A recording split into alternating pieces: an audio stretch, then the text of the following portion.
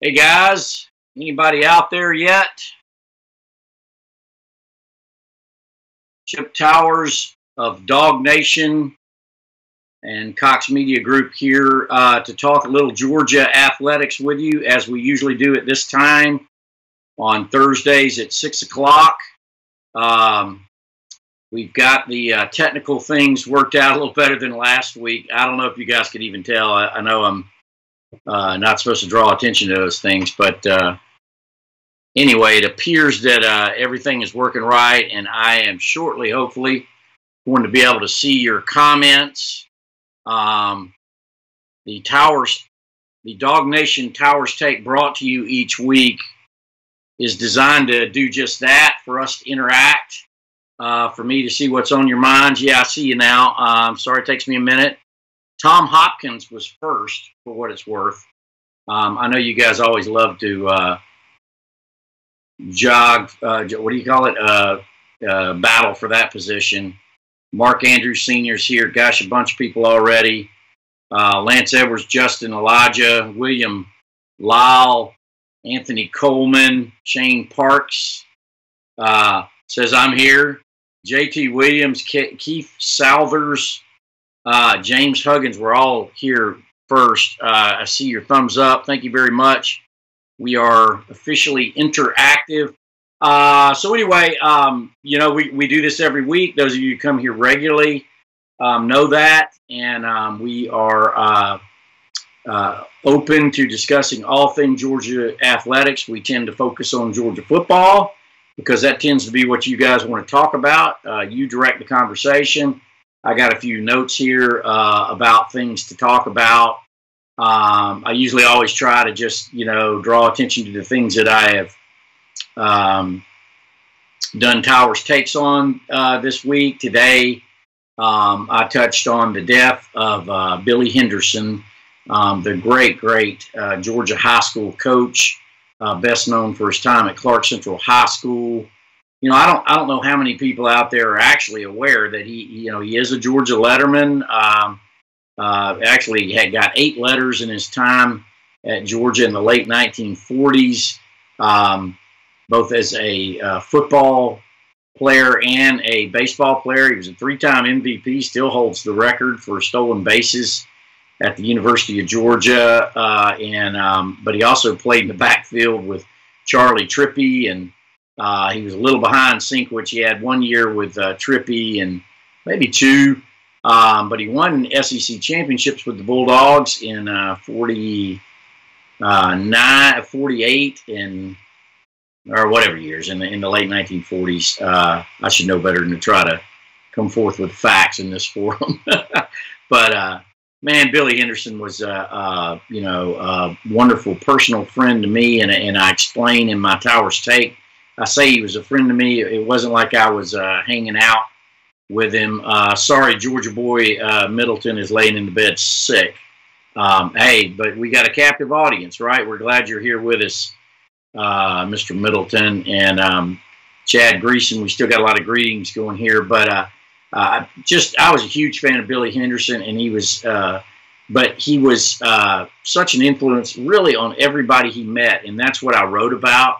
Really an amazing man in that regard. Maybe, and I'm not exaggerating, I led that column with one of the best men I've known. And he actually, I mean, he really is in so many ways, shapes, and forms, affected so many lives. A terrific coach, you know, three state championships, and 285 wins, and 15th most, and Hall of Fame coach and all that stuff. That's good, but really a better man. You hear everybody say that. It seems cliche, but it is such the truth of Billy Henderson. He will be sorely missed. Now, he was 89 years old. He'd already lost his wife, Foskey.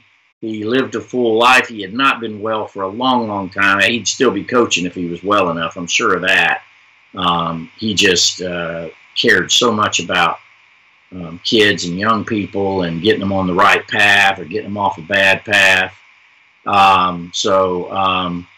Wayne Folan is in here as usual. Kathy Dixon Cribb says that Coach Henderson will be missed. What else did I write about? I also wrote about Muhammad Massaquoi this week, and I hope y'all got a chance to read his Players Tribune, to see his Players Tribune video, and to a lesser extent read my column on Muhammad. I've been trying to get Muhammad ever since he had that accident, and I mean, I haven't talked to him, so I don't know that he was necessarily unwilling or those around him didn't want or whatever. Maybe he just doesn't like Chip Tower. I don't think it's the case. Muhammad's such a nice guy, and I'll never forget when he signed with Georgia out of Independence High in Charlotte and came to join the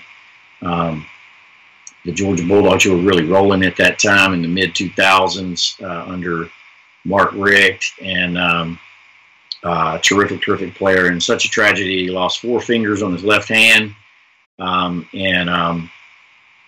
has in an ATV accident. He has had those replaced now with robotic prosthetic. It's really cool. He'll never play football again. I shouldn't say that, but I mean, and I don't know what his personal situation is. That's why I still want to talk to him and get some details. Anybody on here that has any more information? I mean, I don't know if he's married, if he has kids, what his situation is, any of that. Yeah, a lot of good questions in here. A couple of people pointed out a huge win for Georgia basketball last night. It was. That was an incredible game. I don't know if you guys got to see it. Georgia wins 72-69 in overtime over Florida. Did not see that coming. They had not played well. They had lost several in a row. Yeah, 1, 2, 3 in a row. Went down there and won in Gainesville for the first time since 2002. Jason, you can get those tickets. You can just click. Jason Brian Lee wants to know where and when do tickets for the Roxy event go on sale tomorrow. It's on the website. You should be able to click on the banner ad that we have there. It will take you to where you need to go to get the tickets. We're really excited about that event. Please, y'all, put it on your calendars. March 15th at the Coca-Cola Roxy at Battery Park in Atlanta. We are going to have Nick Chubb, Sony Michel, and Roquan Smith there. So we'll be there as well. I'm sure we'll be commanding all kinds of attention with those 3 guys in the room, but we are really excited about that. Brandon Ortiz has a question here that I planned on getting to in my little notes that I have over here. Spring football. Georgia actually has not announced their dates, but, I mean, it's really not that hard to figure out how this will probably come down. There's Nick Chubb. Good shot of him for you. That he'll be among the guys there. And I tell you, wherever that guy goes, a lot of fans tend to follow. So you better get there early. But Georgia's spring break this year, the University of Georgia, is March 12th to 16th. So there has been, I do recall Rick splitting it and having them start and then go on spring break and then come back. Kirby hasn't done that. I don't think he'll do that. The G-Day game has already been announced for April 21st at 4 p.m. And, Kirby is calling for all you dogs to come out there. He wants to have a 93K day again and sell out in response to what he's sure they're going to get with the orange-white game at Tennessee and the orange and blue debut in Gainesville. New coaches at both of those places, whatever their names are, Mullen and Jeremy Pruitt. Excuse me, it's late, having to get a little late afternoon job there. But anyway, so the practices should start the week after the spring break. I would say around March 19th is the Monday. They only get 15 practice opportunities via the NCAA. Generally, that goes 3 a week, Monday, Wednesday, Friday, and they'll work out on the other days. However, Kirby and them want to divvy those up. We'll see. So there has been no official announcement. The most important one is the G-Day game, and I would assume they'll start right around March 19th in that week, and go 15 practice opportunities, which the G-Day game will have to count. And I'm very intrigued for spring practice. That was something I wrote about earlier this week as well. I'm expecting that the Georgia offense is going to be really something to behold this year. But you know, in the middle of all that, you know, obviously you got Chubb and Sony Michel moving along, and Isaiah Wynn as well, which is not a small thing. But I do like the idea of Andrew Thomas possibly moving to left tackle. Kirby has never confirmed that. I'm sure he'll get looks over there. I'm hearing some really good things about Isaiah Wilson. You know, the freshman, I guess at this point technically he's a redshirt freshman from Brooklyn, New York. I got to go up there and meet Isaiah when he was coming out of prep school up there, and you know, he's just a huge human being, a giant man, and I would assume that he is going to. Is that a clear up there? He is looking like he would probably be your right tackle with Andrew Thomas at left. I think you keep Big Ben Cleveland at right guard. Possibly you move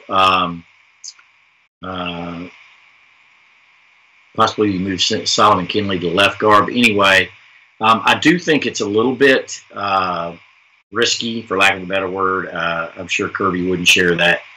But, you know, Georgia's going to be juggling that offensive staff a little bit. They've had some turnover there. Obviously, Shane Beamer left. Kind of needed to leave, as I understand it, to be the tight ends coach at Oklahoma. That caused a bunch of other domino effects. Georgia looks like they're going to move James Coley to quarterbacks coach. James Coley's coached wide receivers the last 2 years. As you'll recall, he was an offensive coordinator at Miami, and his background is in quarterbacks. And so what exactly that does to Jim Chaney, I'm not sure. You know, they've also brought Scott Fountain back, who gets a lot of credit for Georgia's special teams improvement last year. Kirby gives him a lot of credit for that. They brought him back. He was a consultant, not a consultant, you know, an analyst last year for special teams. They brought him back after he went and took a job at Mississippi State as a full-time assistant. I'm assuming he's going to do the same thing that he did. Kirby hasn't said this yet, and we hope to hear from him soon on this. He was tight ends and special teams at Auburn before he came here in a consultant role last year. Jim Chaney, I've heard, might have a hand in tight ends, but I've talked to a lot of former coaches. I know it's not uncommon to have what they call kind of a walk-around special coordinator, which Jim Chaney could certainly do. He's done it all kinds of different ways over the year.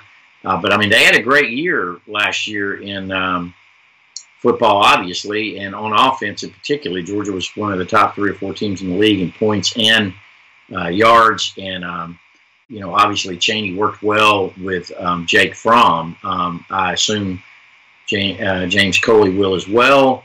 But that's, you know, nothing's a given. And, you know, the old saying goes, if it ain't broke, don't fix it. And, you know, Georgia's offense wasn't broken. But then again, you know, Kirby has done a good job with everything else he's done. And it's his staff, and this is the way they're going to go. So that's going to be interesting to see in the spring. But obviously the real emphasis in spring practice is going to be on defense. I mean, you're really having to start over on that side of the football, particularly with the front 7 and the linebacking core completely. That's not a small thing, and that will be where the greater emphasis is, really. Though I'm kind of intrigued by the offense, because I think Georgia has a chance to be a great offensive team in 2018 between Fromm, the returnees, and certainly I think the advent of the addition, that is, of Justin Fields. I think he's going to push Jake Fromm, and I think they'll have a package for him. I don't think he'll unseat Jake Fromm, but I think competition makes everybody better, just the way Fromm allegedly had made Jacob Eason much better last year. We never got a chance to see that. Yeah, Jeff Purcell pointing out here, no tickets needed for the spring game. I'm not sure if somebody asked that, but you do not have to buy tickets. It's a free event. I haven't heard anything about halftime acts or anything like that. Obviously, that was a big hit in 2016. But yeah, there's old Jake. You know, I'm not like a lot of people out there who believe that Justin Fields will necessarily unseat him. I think he played terrifically last year. I think his potential arc of improvement is so sharp based on what we saw in 1 year as a freshman on the job training. Nobody's going to outstudy or outwork that guy, and he may not have the best legs or arm, but he sure does. He probably has the best head based on what I've seen, the best brain. But now listen, Justin Fields is a guy who could have gone Ivy League himself. And a lot will depend on you know, how well he picks up the offense and what he can do with it as to whether he has any chance at all of unseating Jake Fromm. I don't expect that, but you know, crazier things have happened, right? Like last year. Yeah, Carlos Cardoza is talking about the linebackers a little bit. Says he sees Walker and Grant at outside linebacker. I don't think that's any question there. They were good. DeAndre Walker actually led the linebackers in sacks, maybe the team in sacks. You know, it's some of the other things that he has to brush up on, not the least of which is to keep their you know, the personal fouls out of there. He's a very aggressive player, but you know, he had some great plays in the playoffs, including the national championship game. And he certainly looks like one of Walter Grant they're very happy with. Walter Grant's one of those guys that his upside is way up there, certainly at least to the tune of Bellamy and Carter and really to the area. Leonard Floyd, he wears the same number. He looks much like him. I don't know if there's any thoughts to moving him inside.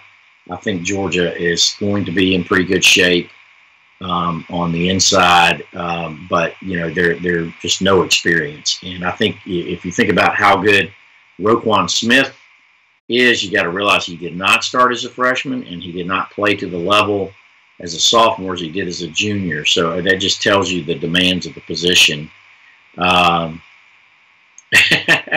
Mike Lage says Eddie the Blind Squirrel is running the show.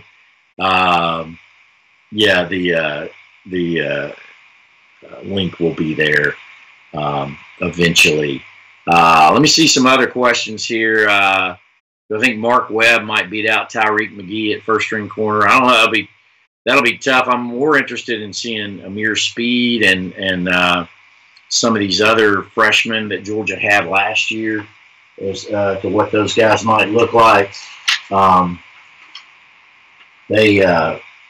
Georgia has recruited very, very well at the defensive line position this year and last year. And so the competition in the defensive backfield will be fast and furious. Yeah, great point here by Tom Gross says we will miss Reggie Carter too. And yeah, Reggie Carter probably doesn't get enough credit. I would imagine you'll have Natrez Patrick for inside linebacker.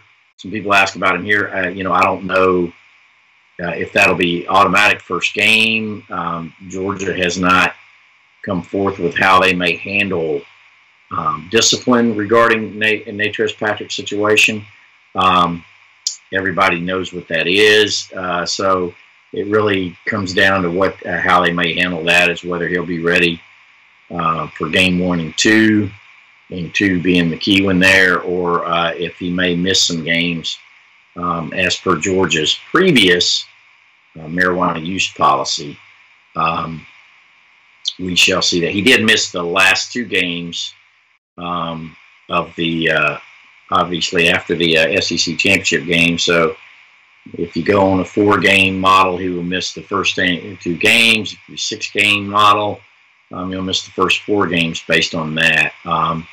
But again, that's just speculation until Kirby and the staff or the university has any kind of announcement on it. And they hadn't really been real forthcoming on those kind of things.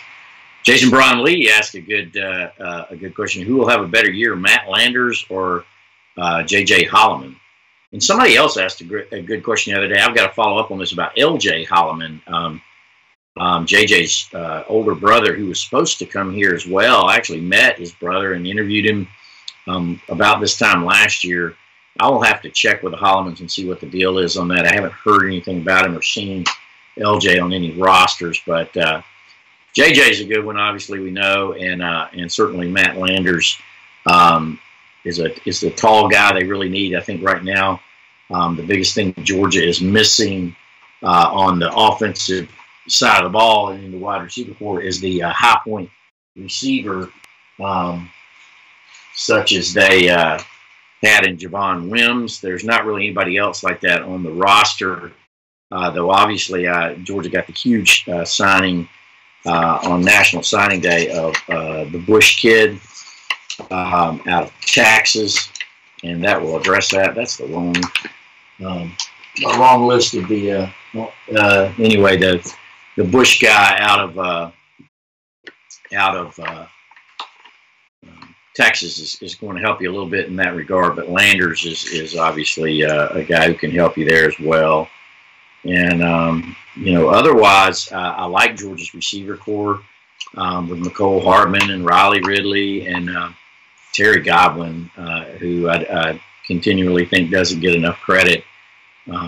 I don't know if you guys saw that stat, but he had the highest percentage in the country of catching his targets last year. Emory David Davis talks about Trey Bishop. That's another name we forget about. What an unbelievable athlete. I met that young man down in his hometown last year. Terrific athlete. Another one of those guys who was a quarterback / athlete in high school who was playing in the defensive backfield. Some of these guys are going to come through, and Georgia needs them to. I think he's one of those guys who can. Trey Bishop. Emory David saying Kirby's boys are taking over, and that's the time. That's why you've recruited like you have, and when you're calling in the number 3 and number 1 class, you're expecting to get some contribution out of those guys. Stacy Goble telling me, Tommy Bush. Well, I'm a list in front of me. I apologize. I didn't commit these guys to memory. Yo Sori is talking about he says Kyrus McGee will step up as a receiver. I think he's talking about Kyrus Jackson. That's another terrific guy who I met with down in Macon in Peach County a while ago before he came to school, and really good player. And he's one of those guys. Him and Justin Fields are probably as responsible as anybody for putting this recruiting class together. Excuse me, a little hot in here. Don't have the air conditioner on, and got pretty warm today. Didn't it? It was nice. Maybe we'll have a early spring after all. Back on basketball a minute, just to get that. I got a couple of questions about that. We got about 5 minutes left here, so get your questions in as soon as you can. Justin Klein, are we certain Natrez will be back? Not 100% certain, but all indications are that will be the case. I want to wrap up basketball real quick. That was a huge win last night in Gainesville, Florida, 72-69 in overtime. Unbelievable shots down the stretch by Crump. Tyree Crump makes a 3. Keontae Maton has a turnover out of bounds. Georgia's behind 7 with 90 seconds to play, a minute and a half. They make 3 threes during that time, 2 of them by Keontae Maton, including one right before the buzzer to send the game into overtime. Georgia wins it in overtime, 72-69. They still have work to do. That made them 14-11 and 5-8 in the league. Really important to try to get to 500 in the league, and they'll try to get one more step in that direction this weekend when they have Tennessee at Stegeman Coliseum on Saturday in a game that I understand may be sold out or close to a sellout. If you care at all about Georgia basketball, it'd be a good time to come. Number 18, Tennessee on Saturday at 6 o'clock at Stegeman Coliseum. I'll be there. I'm sure Seth will be there, and I'm sure about 10,000 people will be there. The Stedman Coliseum is really nice. If you haven't seen the latest renovation they've done there, and the center hung scoreboard is really nice, real good graphics and video there. Georgia, with that win, moved up from 83 to 69 in the RPI, so they're not out of this thing yet. You know, everybody wants to know about Mark Fox, and that has to play out. I've had some conversations with Greg McGarity, who, you know, obviously he's not going to say anything on the record, and is very staunch about, you know, to let the season play out, and he'll evaluate after the season, et cetera, et cetera. You know, Alan Frazier talks about Tom Crean and some other, there's, you know, a lot of other names floating around out there, but let's give Mark Fox a chance to clean this thing up. It's been done before. Everybody had Dennis Felton gone for dead in 2008, and then Georgia went out and won the SEC tournament. I don't know if they can do that this year. This is a much better league. That's why Georgia's in the situation they're in. They actually have a good non-conference schedule and good non-conference numbers. But I do think it's NCAA or bust for Mark Fox at this point. Spring football, again, begins around March 19th. John Wilson here and a lot of other people asking about D'Angelo Gibbs. We don't have an answer on that. You know, he's out of school now, as we've reported. And whether he gets back, that will prevent him from being in spring practice because he's not in school, so he won't be able to participate. But, you know, there's the opportunity for him to get back in school for the Maymester and summer semester, and I would imagine preserve his eligibility for 2018. But Georgia has got other options at safety right now, and they're more concerned about other things with D'Angelo Gibbs at the moment.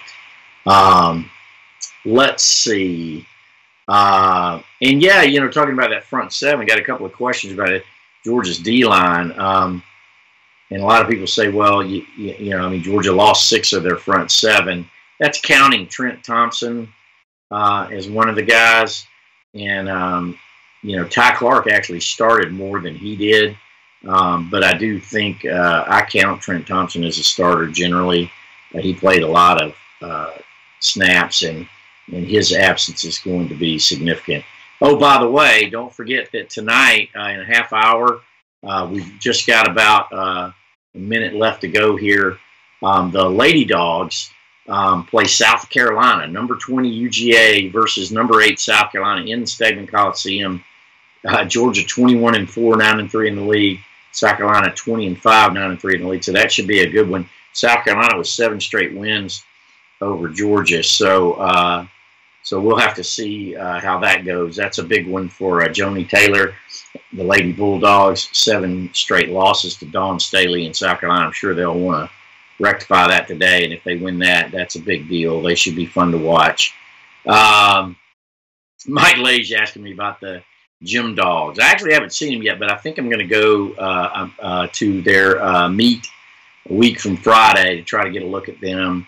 I did run into Suzanne Yocklin the other day, and who is a volunteer assistant coach, but you can imagine she's coaching a lot, especially since they lost another assistant coach off that staff. She's kind of picking up the slack and working hard in that regard. What else is there? I'm going to start wrapping it up now because this has got to be done at 6:30, but the NFL Combine coming up in a couple of weeks. Georgia, you may have noticed, has 10 players, 10 former players in the Combine. Indianapolis, March 2nd through 5th. That's the 3rd most in the country of schools. Alabama's still king in that regard, too, with 14. And I think it's excuse me, I believe it is Ohio State with 11, but Georgia has 10 players going there. Nick Chubb, Sonny Michel, Isaiah Wynn, Javon Wims, John Atkins, Trenton Thompson, Davin Bellamy, Lorenzo Carter, Roquan Smith, and Dominic Sanders will all be performing for scouts up there. Yeah, bless you too. Thank you so much.